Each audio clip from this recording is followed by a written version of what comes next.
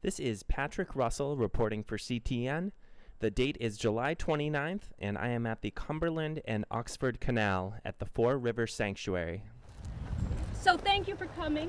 My name is Nan Cumming. I'm the director of Portland Trails, and I am really excited to be here with you unveiling our two new kiosks. For those of you who don't know Portland Trails, we are a nonprofit land trust, which means we preserve land for the public. But our mission is really to open it up to public access and to build trails. So this is a wonderful example of that. The Fore River Sanctuary was actually a Maine Audubon property until 2007 when they transferred it to Portland Trails so that we could care for it. And one of the first things we started talking about as an organization was the wonderful history that is part of the canal. My name is Joel Eastman. I was one of three historians who worked on the text and the illustrations that went into these two panels that deal with the Cumberland and Oxford Canal. This property was owned by Audubon for years before they turned it over to Portland Trails, and they saved a wonderful salt marsh which is beautiful. You can look around us and see the marsh grass, but it also supports birds and wildlife, and it's beautiful. I got interested in the canal way back in 1962.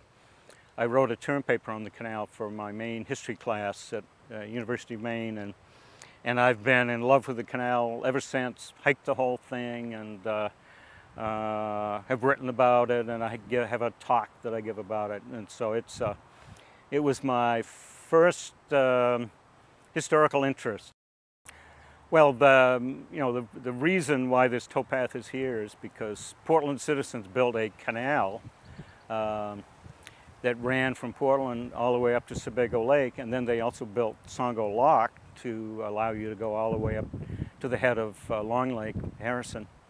And it opened in 1830, and it brought the transportation revolution to this part of Maine because you could move goods much more inexpensively on water than on by wagon, which was the other alternative. And so the chief product that came out of the interior was wood products, lumber, fence poles, but also it's just a simple thing like firewood.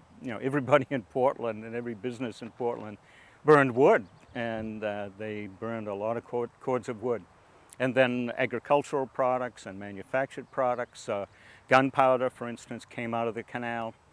And at its peak, there were 150 canal boats privately built, operating up and down the canal, hauling stuff in, hauling stuff out. You wouldn't think that these two panels were a lot of trouble, but first of all, you have to get a grant, raise the money, then somebody has to do the research and write the text, and even just deciding where to put the signs, takes a little research and time. So it ended up being a couple of years from the gem of the idea to this dedication. And you're in for a treat. Absolutely. This is Patrick Russell reporting for CTN.